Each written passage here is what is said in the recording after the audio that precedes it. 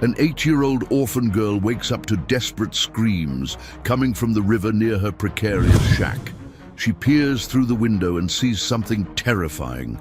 An elegant man, dressed in a suit, is sinking into the turbulent waters while suspicious vehicles disappear into the darkness. Without hesitation, she plunges into the icy waters and manages to drag the unconscious man to the shore.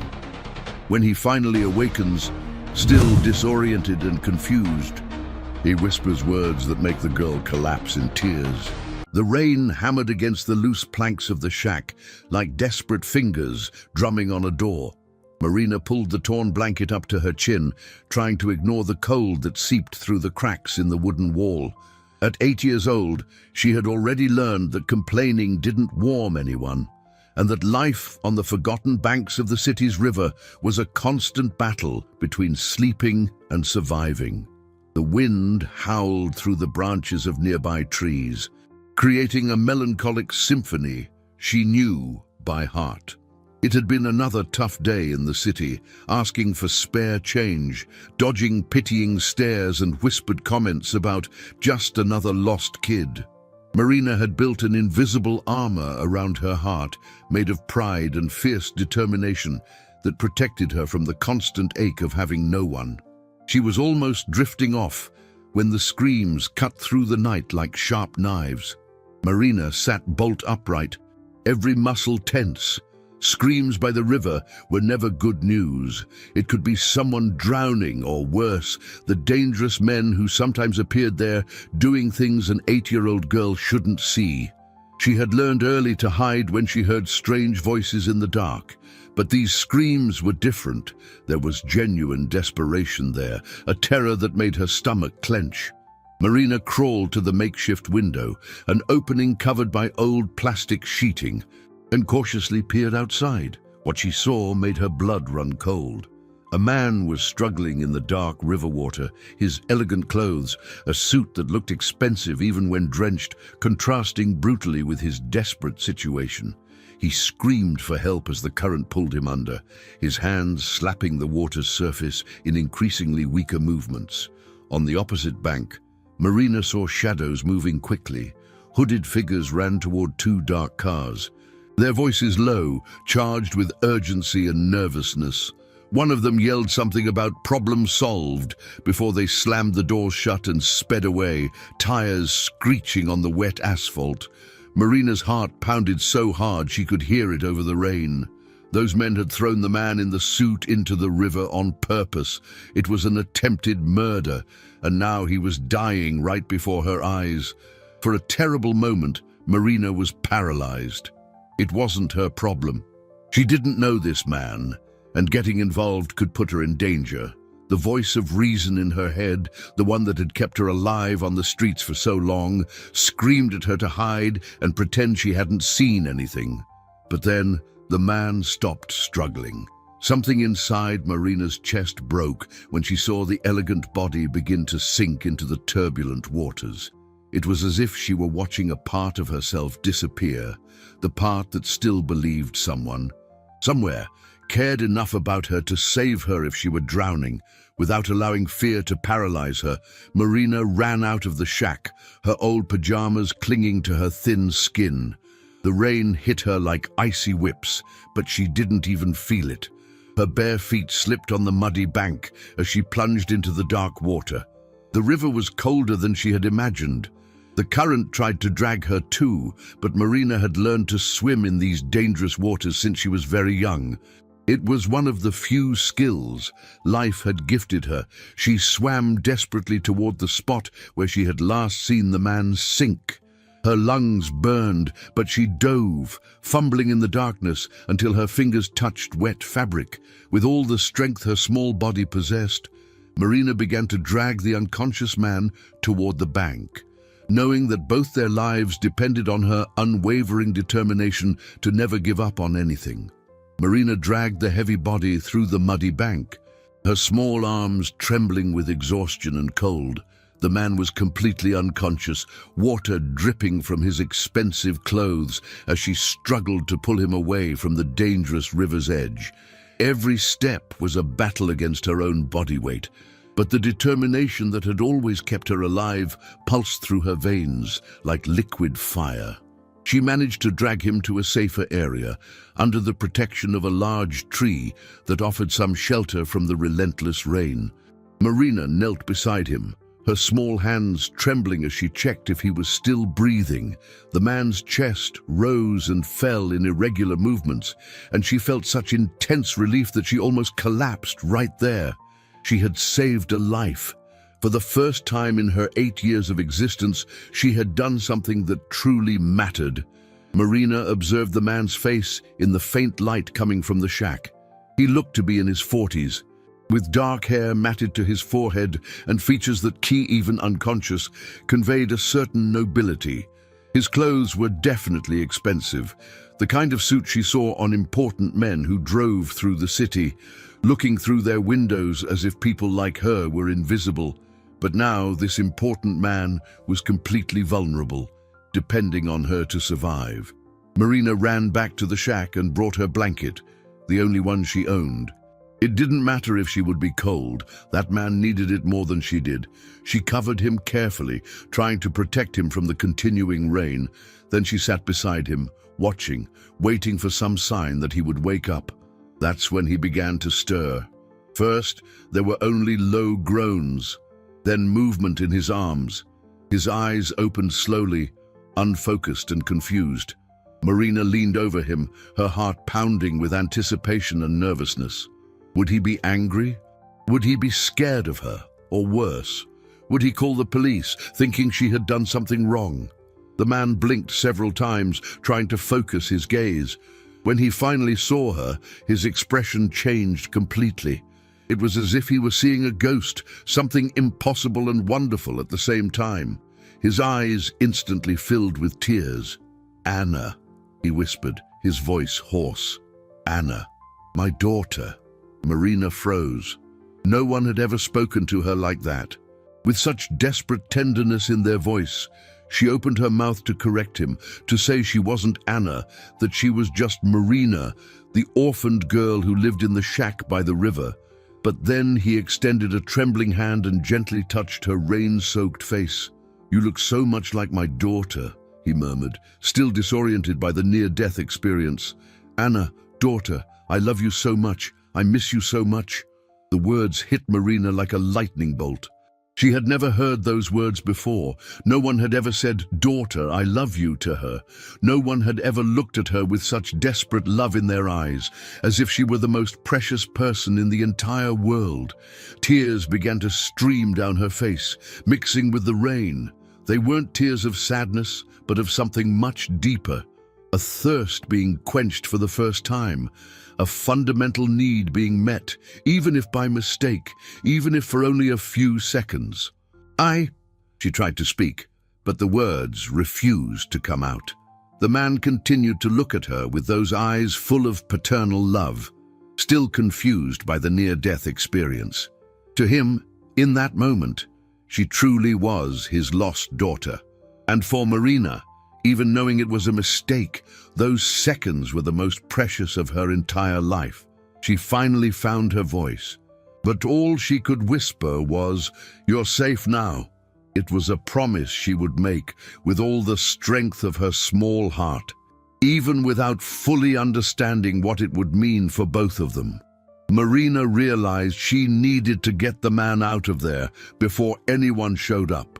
The rain was letting up, and dawn would soon break. If those dangerous men returned looking for evidence, they would find both of them vulnerable on the riverbank. Her street smarts had taught her that predators always returned to finish the job. "Can you walk?" she asked softly, gently touching his shoulder. The man blinked again, confusion still clouding his eyes. Reality was slowly returning, but he still looked at her with that impossible expression of recognition, as if she really were the daughter he had lost. Where are we?" he murmured, trying to sit up. "Near the river." "But it's not safe to stay here," Marina said, helping him to his feet. "Those men, they threw you in the water. They might come back." The words seemed to awaken something in his memory. His eyes widened, and he looked around nervously, as if finally understanding the danger they had been in. "You saved me," he said, looking at Marina with a mixture of gratitude and disbelief. "A child saved me." Marina felt her cheeks flush. Compliments were rare in her life, and coming from someone who had called her daughter, they held a special weight. "Come," she said, taking his hand. "My home is nearby. You need to dry off and rest." She guided him across the uneven ground to her shack. When she opened the door and he saw the inside, the thin mattress on the floor, the table made of crates, the walls with cracks that let the wind in, Marina felt shame for the first time. She had always been proud of having found a place of her own to live, but seeing it through the eyes of a clearly wealthy man, she realized how precarious her home was. "Sorry, it's not much," she murmured, lowering her eyes. To her surprise, he gently squeezed her hand. "It's perfect," he said, and there was sincerity in his voice. "It's a home, and you're sharing it with me." Marina felt something warm spread through her chest. No one had ever called her shack a home before. Most people saw it as a symbol of poverty and abandonment, but he saw something different. She helped him sit on her only stool, then hurried to get some dry cloths she used as towels. While he tried to dry himself, Marina lit a candle, her only light source, and brewed some weak tea with the herbs she collected near the river. "What's your name?" the man asked, watching her move around the small home with the efficiency of someone who had learned to take care of herself very early. "Marina," she replied, handing him the warm mug. "And yours?" "Edward," he said, then hesitated. "Edward Sterling." Marina didn't recognize the name, but she sensed by the way he said it that he must be important. There was something in his posture, even wet and exhausted, that suggested power and influence. "Edward," she repeated, liking the sound. "Why did those men do that to you?" Edward's face darkened. He took a sip of the tea and remained silent for a long moment, clearly struggling with painful memories. "There are people who want to harm me," he finally said. "People who think they can take what's mine through violence and intimidation." Marina nodded. She understood about bad people who took advantage of the weak. She had met many on the streets. "But you're safe now," she said, repeating the promise she had made on the riverbank. "They won't find you here." Edward looked at her with that intense expression again, as if he were seeing something miraculous. "Why did you save me?" he asked. "You don't know me. You could have gotten hurt." Marina thought about the question. She couldn't fully explain it, but something inside her had refused to let that man die. "Because everyone deserves to be saved," she said simply. The answer seemed to touch him deeply. Edward closed his eyes and, for the first time since he had woken up, Marina saw real tears stream down his face. The first week passed like a strange dream for Marina. Edward had grown stronger each day, but something in him seemed broken beyond physical wounds. She watched him when he thought she wasn't looking, seeing the deep pain in his eyes whenever he thought he was alone. In the mornings, he helped Marina with small tasks around the shack, fixing what he could with the makeshift tools she possessed. In the afternoons, when she went out to forage for food in the city, he stayed hidden, always alert for any suspicious sound that might indicate the dangerous men had returned. But it was the nights Marina treasured most. Edward told stories about distant places he had visited, about tall buildings and impressive machines. In return, she shared her own stories about how she had learned to fish in the river, about the different types of wild fruits that grew in the area, about the animals that visited her when she felt most alone. It was on one of those nights, while sharing a small meal by candlelight, that Edward finally opened his heart. "I had a daughter," he said suddenly, breaking a comfortable silence. "Anna. She'd be exactly your age now." Marina felt her stomach clench. She had been waiting for this conversation since the first night, when he had mistaken her for this mysterious daughter. "What happened to her?" she asked softly. Edward closed his eyes, as if the question caused physical pain. My ex-business partner, Richard Miller, he orchestrated everything. He falsified documents, bribed judges, created false evidence against me during the divorce proceedings. He made it seem like I was a negligent, even dangerous father. His voice trembled with repressed anger. He managed to get my ex-wife full custody and then convinced them to move far away. I haven't seen my Anna in 3 years. Marina felt tears burning in her eyes. It wasn't just the sadness in Edward's voice that touched her, but the sudden realization that there were other children in the world who had been separated from parents who loved them. "Why did he do it?" she asked. "For the company," Edward sighed.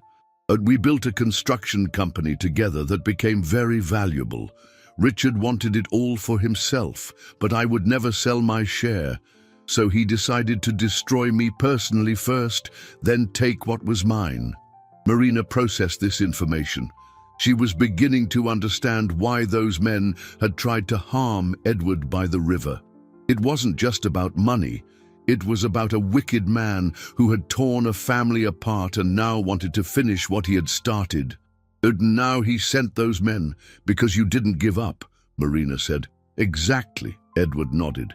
He thought that after losing Anna, I would finally give in, but I kept fighting to get my daughter and my company back, so he decided it was easier to simply eliminate me. Marina felt a rage growing in her chest, an indignation she had never experienced before. She had known many cruel adults in her life, but the idea of someone deliberately separating a family, causing so much pain to an innocent child, filled her with a protective fury. "You'll get your daughter back," she said, with a fierce determination that surprised even herself. "I won't let that evil man win." Edward looked at her in astonishment. In that moment, Marina seemed much older than her 8 years, as if the injustice of the situation had awakened a strength in her she didn't even know she possessed. "Marina," he said gently, "and you've already done more for me than anyone had a right to expect. I can't ask you to get more involved. It's dangerous."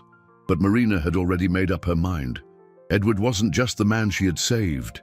He was the father she had always dreamed of having, and Anna was the sister she never knew she wanted. If Richard Miller thought he could destroy this family, he'd have to go through her first. "You're not asking," Marina said firmly. "I'm offering." In the second week, Marina started noticing strange things. First were the unfamiliar cars driving too slowly past the road near the river. Then, footprints in the mud that weren't hers or Edward's. Someone was investigating the area, looking for something or someone. Marina had developed sharp instincts during her years alone on the streets. She knew how to recognize when she was being watched, when something wasn't right in her surroundings. And now all those instincts were screaming that danger was approaching. "Edward," she said one morning, as they made weak coffee with the last of their provisions, "I think they're looking for you." Edward stopped stirring the sugar in his mug and looked at her with full attention. "What did you see?" Marina told him about the cars, the footprints, the constant feeling of being watched. Edward listened in silence, his face growing darker with each detail. "Richard doesn't give up easily," he murmured. "If he suspects I survived, he'll send more people. Worse people than the first time." Fear chilled Marina's stomach, but not for herself. The idea of something happening to Edward, of losing him after finally finding someone who made her feel like part of a family, was unbearable. "We have to get out of here," she said. "No," Edward shook his head. "I can't drag you into this. You've already risked too much for me."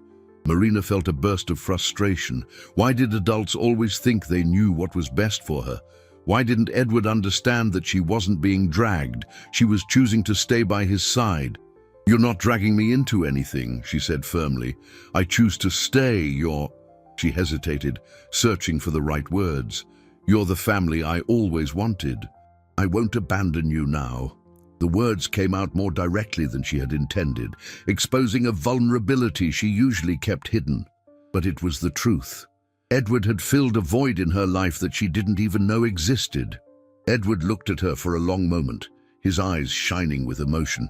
"Marina," he said softly, "you've become family to me too. That's why I need to protect you." "Then protect me by staying with me," Marina retorted. "We're both stronger together. I know places to hide that they'll never find."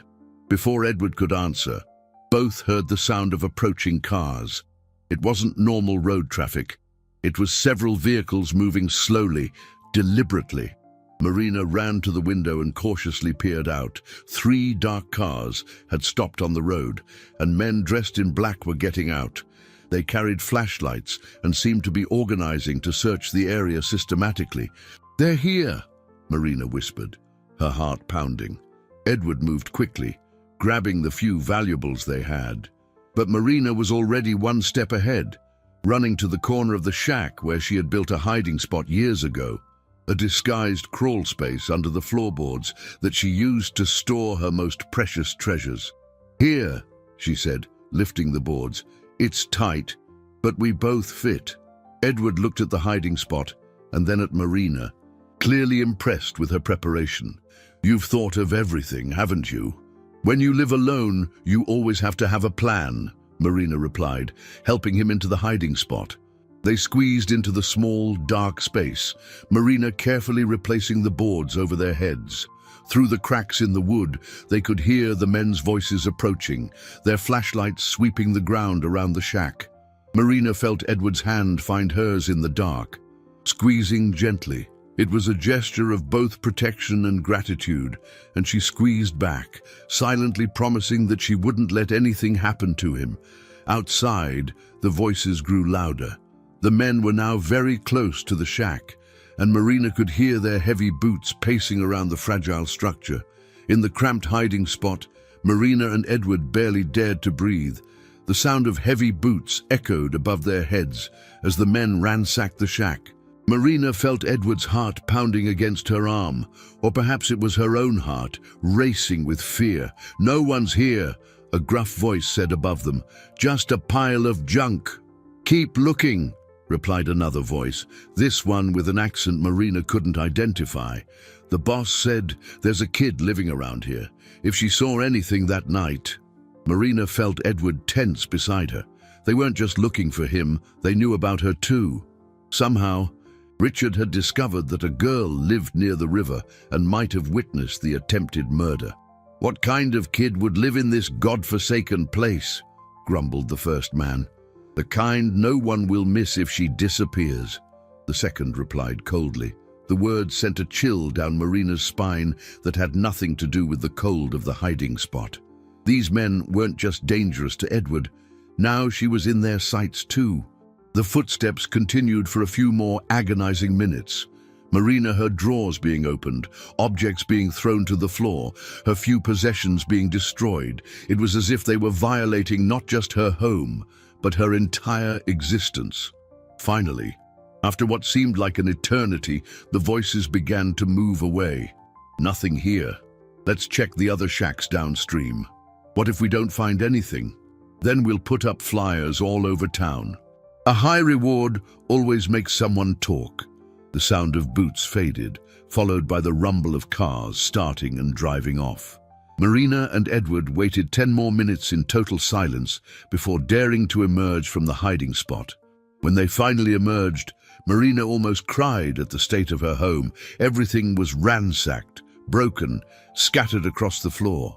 The few books she had managed to acquire over the years had torn pages. Her clothes were thrown in the mud that had come in through the loose planks. "Marina, I'm so sorry," Edward said, looking at the destruction in horror. "This is my fault." But Marina wasn't focused on the destroyed objects. She was thinking about what she had heard the men say. "They're going to put up flyers," she said, "with our pictures. They'll offer money for someone to turn us in." Edward nodded somberly. "Richard has infinite resources, and he doesn't care about bribing innocent people to get what he wants." Marina felt a familiar determination growing in her chest. It was the same strength that had led her to jump into the river to save Edward that first night. "Then we have to leave the city," she said. "We have to find a place where he can't reach us." "Marina, no," Edward began, but she interrupted him. "Listen, Edward, It's not just about you anymore. They know about me too. If I stay here alone, they'll get me anyway. Our only chance is to stick together." Edward looked at her for a long moment, seeing the fierce determination in her young eyes. Marina was no longer just the child who had saved him. She was becoming his partner in this fight against injustice. "You're right," he finally said. "But where can we go? Richard has connections all over the region." Marina smiled for the first time since the men had appeared. She had grown up on the streets. She knew people and places that rich men like Richard couldn't even imagine existed. "I know places," she said. "People who help kids like me. Places where men in suits would never set foot." As they gathered what was still salvageable of their belongings, Marina couldn't stop thinking about Anna, Edward's lost daughter. If Richard was capable of terrorizing a child who had simply witnessed his crimes, what else was he capable of? The fight was no longer just to protect Edward. It was to reunite a family that had been cruelly torn apart. Marina and Edward were preparing to leave the destroyed shack when she found something that chilled her to the bone. Among the papers scattered by Richard's men, there was a photograph she had never seen before. A picture of a smiling blonde girl with eyes exactly the same color as Edward's. "Is this Anna?" Marina asked, holding the photo with trembling hands. Edward looked at it, and his eyes immediately filled with tears. "Yes," he whispered. "It's my daughter, but how? Why do they have a picture of her?" Marina turned the photograph over and saw something written on the back in handwriting she didn't recognize. "St. Clair's Children's Home, Anna Sterling, 8 years old." Her mind slowly processed the information, as if she couldn't believe what she was seeing. "Edward," she said, her voice trembling. "Your daughter is in a children's home. She's not with your ex-wife." Edward snatched the photo from Marina's hands, reading and rereading the words on the back as if he could make them say something different. "This isn't possible," he murmured. "Richard told me she was fine, that she had just moved far away with her mother." "A lie," Marina said, feeling a rage building in her chest. "He lied about everything." Edward collapsed onto the broken stool, the photo trembling in his hands. Marina could see his mind working, processing the terrible implications of what they had discovered. "If Anna is at the children's home, where is my ex-wife?" he asked, more to himself than to Marina. Marina didn't answer, but both were thinking the same terrible thing. If Richard was capable of attempting to murder Edward, what else was he capable of to keep his secrets? "We have to go get her," Marina said with determination. "We have to get Anna out of there." "Marina, we can't just show up at a children's home," Edward said, trying to be rational despite his despair. "They'll call the police. And if Richard has connections there too, then what are we going to do?" Marina exploded. "Leave her there while this evil man controls her life as he did yours." Edward looked at Marina and saw something in her that surprised him. It wasn't just anger or indignation, it was the protective love of an older sister for a younger sister she had never known. Marina already considered Anna part of their family. "You're right," Edward said, standing up with renewed determination. "But we have to be smart. If Richard found out I survived, he might be watching Anna too." Marina nodded, her mind already working on possibilities. She knew the children's home system better than Edward could imagine. She had been through several before managing to escape and live alone. "I can get in there," she said. "As a kid looking for shelter, I can find out how Anna is, if she's okay, if there are guards or strange people watching the place." "It's too dangerous," Edward protested. "Less dangerous than leaving her in Richard's hands," Marina retorted. "Edward, Anna is your daughter. But now she's my sister too. I won't let anything happen to her." Edward looked at the brave girl in front of him and felt his heart break and fill at the same time. Marina was willing to risk everything for a child she had never met, simply because that child was part of the family they were building together. "All right," he finally said, "but we do this together. And if something goes wrong, if there's the slightest sign of danger, we get out of there immediately." Marina smiled, the first genuine smile he had seen since Richard's men appeared. Together, she agreed. As they planned how to get to St. Clair's Children's Home, both felt they were crossing a line from which there would be no turning back. They were no longer just a man and a child hiding from criminals. They were a family fighting to reunite, and nothing would stop them from bringing Anna home. St. Clair's Children's Home was located in the oldest part of the city, a red brick building that had seen better days. Marina observed the place for an entire hour, hidden behind a large tree, studying the movement patterns of people entering and leaving. Edward was waiting a few blocks away, ready to act if something went wrong.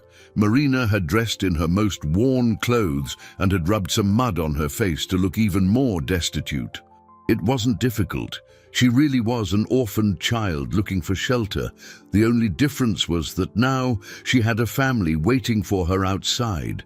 Taking a deep breath, Marina approached the main entrance. A middle-aged woman with thick glasses was sitting behind a counter, filling out papers. She looked up when Marina entered, and her expression immediately softened. "Oh dear," the woman said. "Are you all right?" "Where are your parents?" Marina allowed her true emotions to show, the loneliness, the fear, the vulnerability she normally hid behind her protective toughness. "I don't have parents," she said in a small voice. "I'm hungry and have nowhere to sleep." The woman immediately got up and came around the counter to kneel beside Marina. "My name is Sister Betty," she said gently. "You're safe now. We'll take care of you." Marina felt a pang of guilt for lying to someone so kind, but she remembered Anna and strengthened her resolve. "Can I meet the other children?" Marina asked. "To see if I'll feel at home here." Sister Betty smiled warmly. "Of course, dear. We'll give you a tour of the facilities." As they walked through the corridors, Marina observed everything carefully. The children's home seemed well maintained, and the children she saw appeared healthy and relatively happy. This reassured her a little. At least Anna wasn't suffering abuse or neglect. "How many children do you have here?" Marina asked as they passed a recreation room. "About 40, replied Sister Betty. "We have children of all ages, from infants to teenagers." Marina nodded, discreetly looking for any sign of Anna. It was when they reached the cafeteria that she saw her. Sitting alone at a table in the corner was a blonde girl with exactly Edward's eyes. She was distractedly stirring her food, with a sad expression that broke Marina's heart. This was Anna, Edward's lost daughter, the sister Marina never knew she wanted to have. "Who's that girl over there?" Marina asked, trying to keep her voice casual. Sister Betty followed her gaze, and her expression became melancholic. "Ah, that's Anna. Poor dear, she arrived here 3 years ago. Very traumatized. She used to say her father would come for her. At first, she'd stand by the window every day, waiting. She still does sometimes." Marina felt tears stinging her eyes. Anna had been waiting for Edward for 3 years, and he didn't even know where she was. "Why hasn't she been adopted?" Marina asked. "Well," Sister Betty lowered her voice, "there are complicated legal documents. A man came here last year saying he was responsible for her, but he couldn't finalize the adoption. He said there were legal issues to resolve first." Marina's stomach clenched. She was sure this man was Richard, keeping Anna as a pawn in his cruel game against Edward. At that moment, Anna looked up and met Marina's gaze. For a second, the two girls stared at each other across the cafeteria. Anna tilted her head slightly, as if trying to remember where she had seen Marina before. Marina knew she couldn't approach her now, not with Sister Betty nearby, but she managed to make a small gesture with her hand, almost imperceptible, that said, "It's okay, I'm here." To her surprise and relief, Anna smiled slightly and waved back. Marina spent the rest of the afternoon at the children's home, participating in activities with the other children while waiting for an opportunity to speak to Anna alone. Sister Betty had said she could stay for dinner and decide if she wanted to spend the night, which would give Marina time to execute her plan. During drawing class, Marina managed to sit near Anna. The two worked in silence for a few minutes, each pretending to concentrate on their papers while discreetly observing the other. It was Anna who broke the silence first. "You're not like the other kids who come here," she whispered without looking up from her drawing. Marina felt her heart race. Anna was more perceptive than she had expected. "Why do you say that?" she asked softly. "The other kids arrive crying or angry or very scared," Anna explained, still drawing. "You arrived as if you were looking for something specific." Marina looked at Anna's drawing, and her heart almost stopped. It was a drawing of a tall man in a suit, holding the hand of a small girl. At the top of the paper, in careful letters, was written, "Me and Daddy." "Is that your dad?" Marina asked softly. Anna's eyes filled with tears, but she nodded bravely. "He's going to come get me," she said with a determination that greatly resembled Edward. "I know he will. He promised me he would never abandon me." Marina felt a wave of emotion so intense that she had to fight not to cry right there. Edward was right. Anna had kept hope alive for 3 years, trusting her father's love, even when everyone around her had given up. "Anna," Marina whispered, looking around to make sure no one was listening, "what if I told you your dad is looking for you, that he never stopped looking?" Anna dropped her pencil and looked directly at Marina for the first time. Her green eyes, so similar to Edward's, shining with desperate hope. "You know him?" she asked, her voice trembling. Marina nodded slowly. "He's right nearby. He asked me to find you and make sure you're okay." Tears began to stream down Anna's face, but they were tears of relief and happiness. "I knew it," she whispered. "I always knew he'd come." Marina took Anna's hand under the table, squeezing it gently. "Anna, I need to tell you some important things. There are bad people who tried to hurt your father and who want to stop you two from being together. That's why he couldn't find you before." Anna's face darkened. "The evil man who came here last year." Marina straightened, alert. "What man?" "A man in a very expensive suit came here and talked to the director. He said he was my uncle and that he was going to take care of me, but I knew he was lying," Anna explained, her voice growing firmer. "Daddy taught me to recognize liars.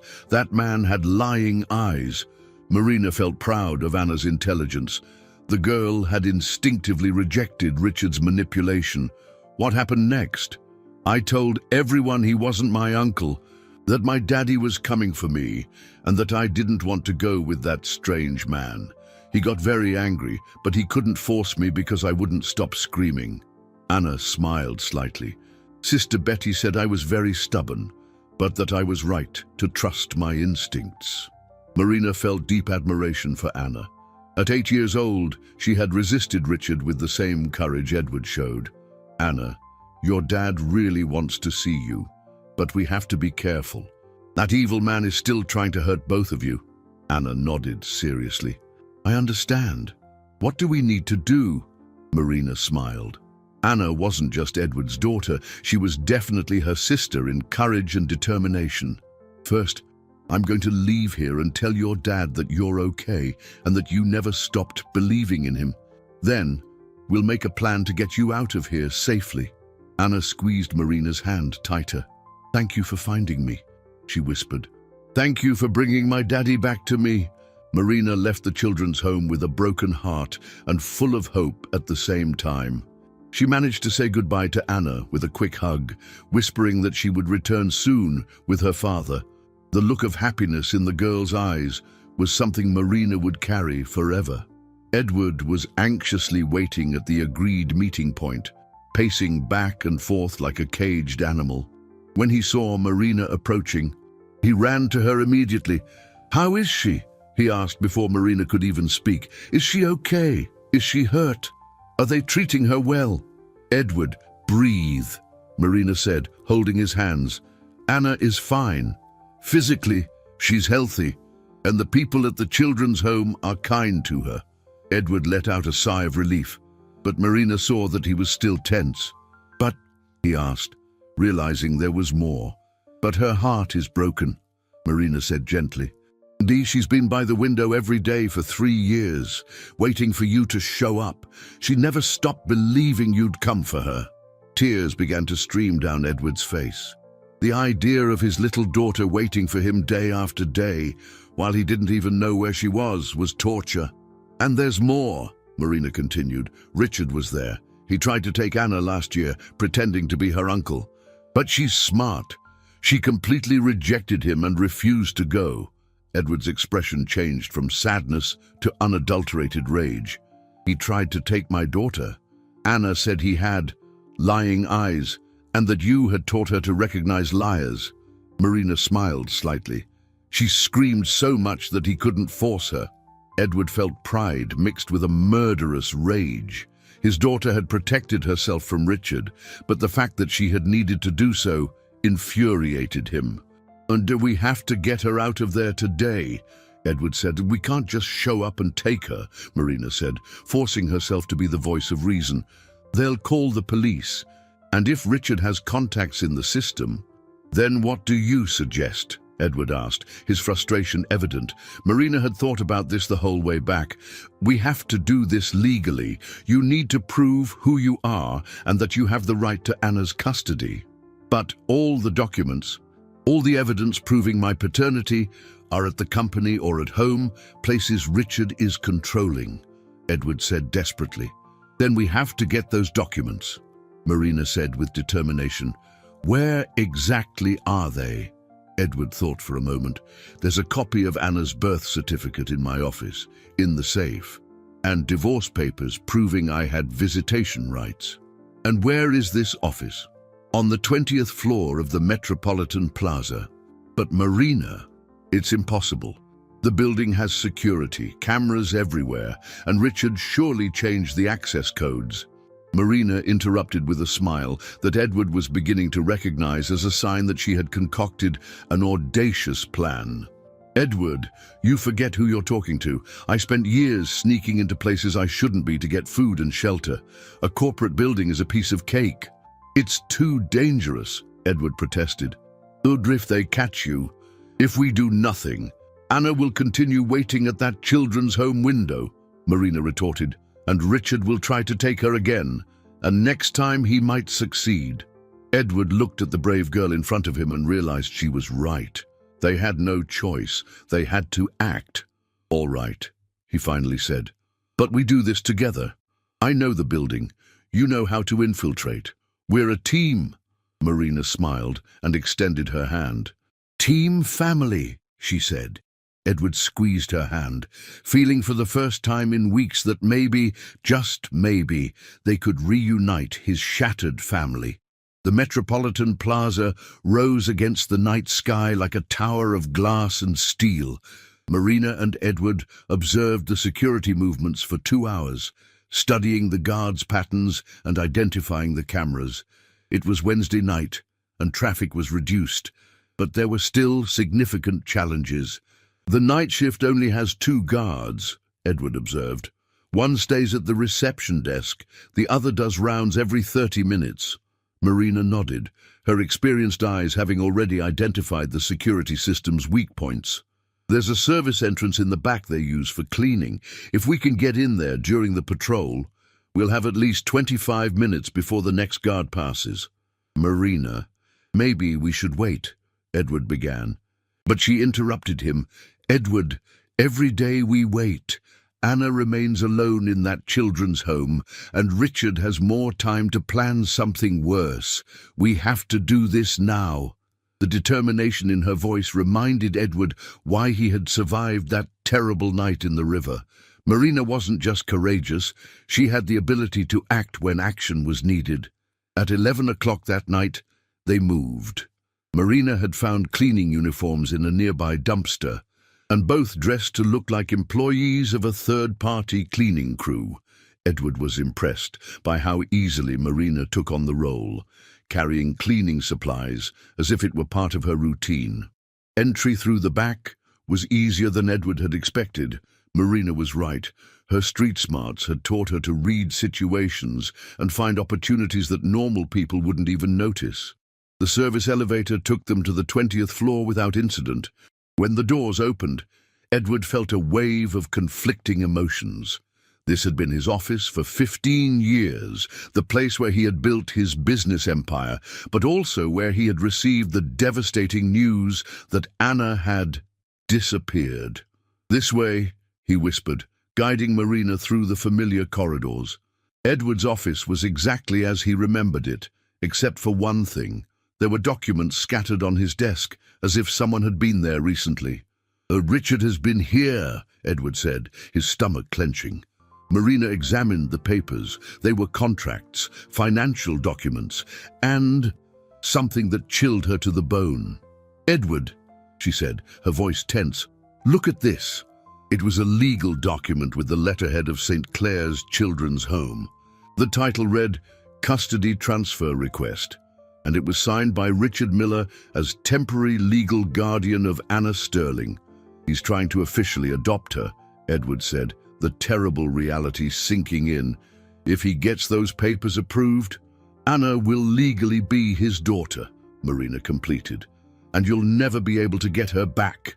The urgency of the situation hit them both like a punch. It was no longer just about reuniting a family. It was a race against time to stop Richard from stealing Anna permanently. Edward rushed to the safe behind his desk. His hands trembled as he typed the combination, praying that Richard hadn't discovered and changed it. The safe opened with a soft click. Inside were all the documents they needed. Anna's original birth certificate, the divorce papers proving his paternal rights, and evidence of Richard's bribes and manipulations during the process. "Marina, we got it," Edward said, grabbing a folder full of documents. "This proves everything, that I'm Anna's father, that Richard manipulated the process, that—" A sound of footsteps in the corridor made them both freeze. "The guard's coming back early," Marina whispered. Edward was almost finished photographing the documents with a borrowed phone when they heard someone speaking loudly in the hallway. And it wasn't the voice of a security guard. It was Richard Miller's voice. "I want you to comb every inch of this floor. If Edward is alive, he'll try to get these documents back, and when he shows up, you know what to do." Marina and Edward exchanged a panicked glance. Richard wasn't just watching the building. He had set a trap. Marina acted on instinct. She grabbed Edward's hand and pulled him toward the office window, 20 stories above the ground. It seemed like an impossible option, but she had noticed something Edward hadn't, a maintenance platform just 10 feet below. "Trust me," Marina whispered. Edward looked into the determined eyes of the girl who had saved his life and nodded without hesitation. Marina opened the window silently and pointed to the platform. "I'll go first. Then you pass me the documents." Before Edward could protest, Marina was already hanging from the window ledge. With the agility she had developed years surviving on the streets, she lowered herself and landed on the platform with an almost imperceptible sound. Edward carefully passed the folder with the documents, then followed Marina. His muscles protested. He wasn't young anymore and definitely wasn't an acrobat. But the thought of Anna waiting for him gave him strength. They were crouched on the platform when they heard Richard and his men entering the office. "Did you search everything?" Richard's voice echoed through the open window. "Yes, sir. No one's here." "The safe was opened," Richard said, his voice laced with fury. "Edward was here. Find him." Marina and Edward remained motionless on the platform, barely daring to breathe. They knew any movement could be heard from above. That's when the unthinkable happened. Edward's phone, which they had used to photograph the documents, started ringing. The sound echoed through the silent night like a fire alarm. "Down there!" a voice from the office shouted. "On the platform!" Marina didn't lose a second. She grabbed Edward's hand and ran to the edge of the platform, where an emergency ladder descended down the side of the building. "Marina, this is crazy!" Edward protested. "Crazier would be letting Richard catch us," she retorted, already starting to climb down. Behind them, they could hear men preparing to descend through the window. Marina and Edward descended the ladder as fast as possible, Edward fighting his vertigo while Marina moved with the confidence of someone who had climbed dozens of abandoned buildings before. When they reached the 10th floor, Marina stopped abruptly. "Edward," she said, looking down, "they have men on the ground floor too. They're surrounding the building." Edward looked and saw that she was right. Black cars were positioned at all exits of the building. "We're trapped," he murmured. Marina looked around, her mind working quickly. That's when she saw it. The building next door had a covered walkway connecting the two buildings on the 12th floor. "We're not trapped," she said with determination. "We have to go up." "Up? Marina? They're coming from above." "Exactly. They won't expect us to go up. We'll use the covered walkway to the other building, then go down from there." Edward looked at Marina with a mixture of admiration and disbelief. At 8 years old, she was outmaneuvering adult strategists in tactical thinking.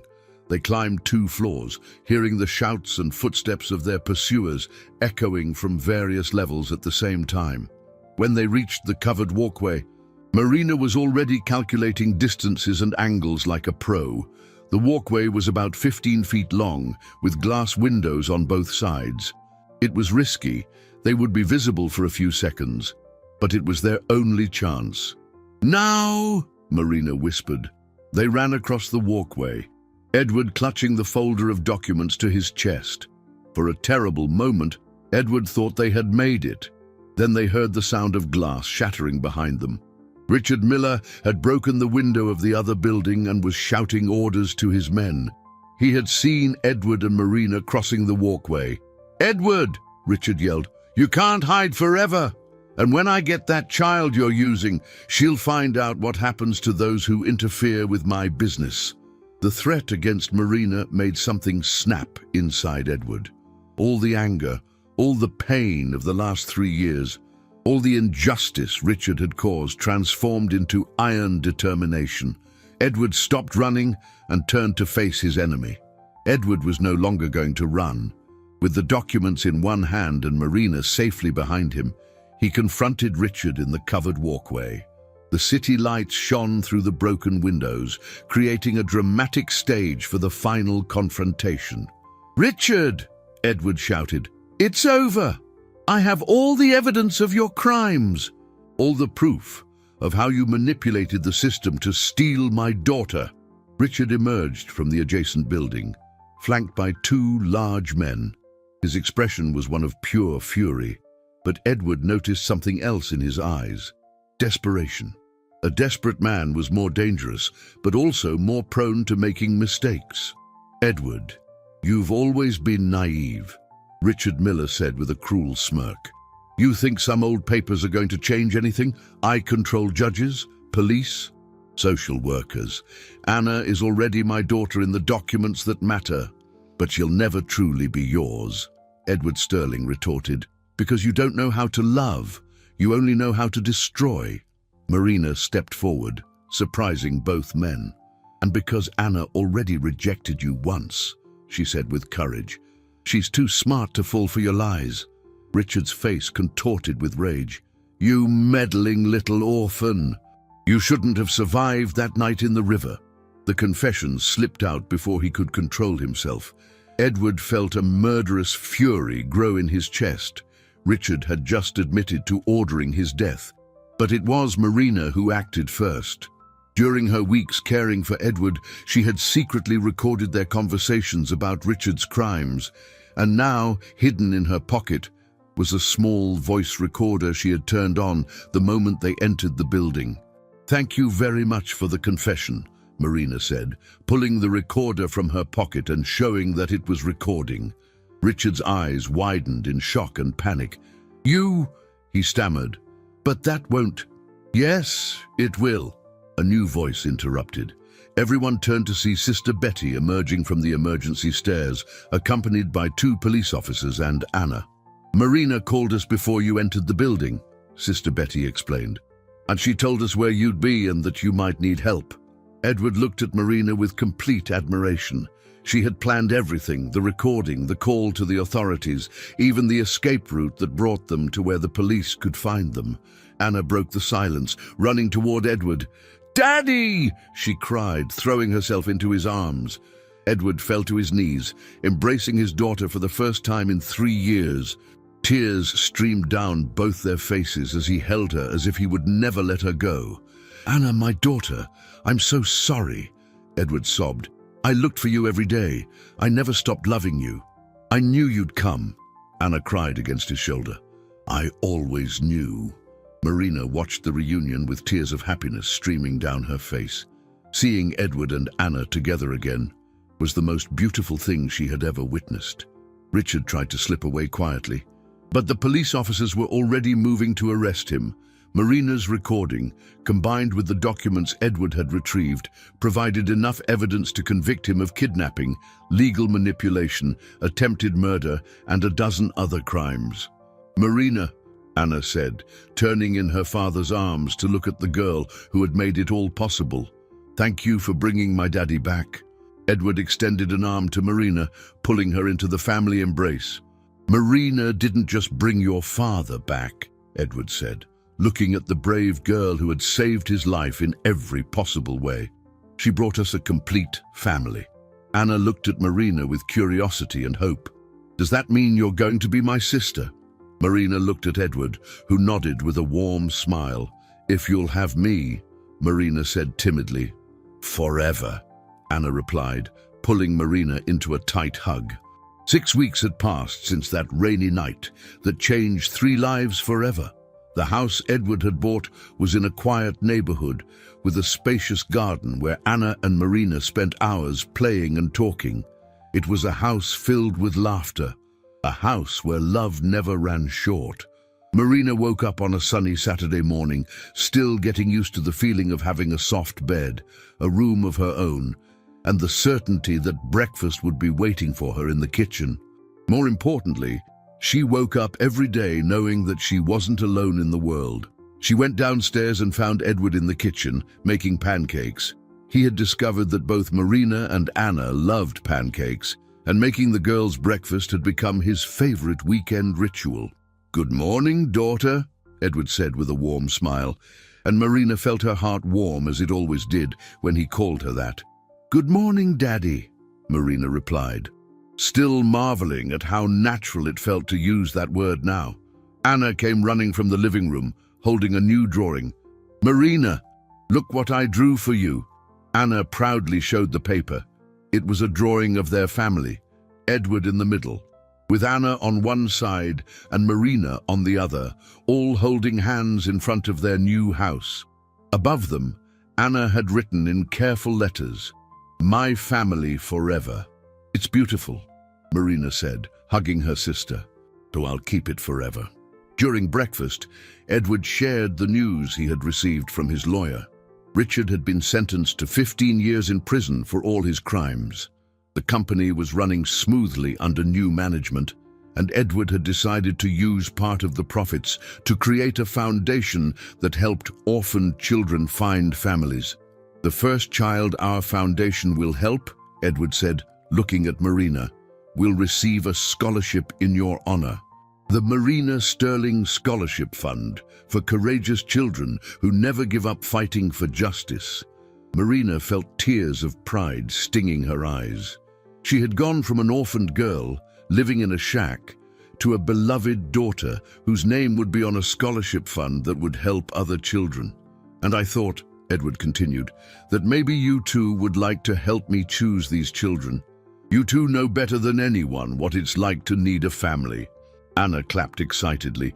"We can help other girls like us find daddies and mommies, and we can teach them to be strong like you taught me," Anna said to Marina. After breakfast, the three went to the river where it had all begun. Edward had transformed the spot into a small environmental preserve, with benches and a plaque that read, "In memory of all who find hope when life seems lost."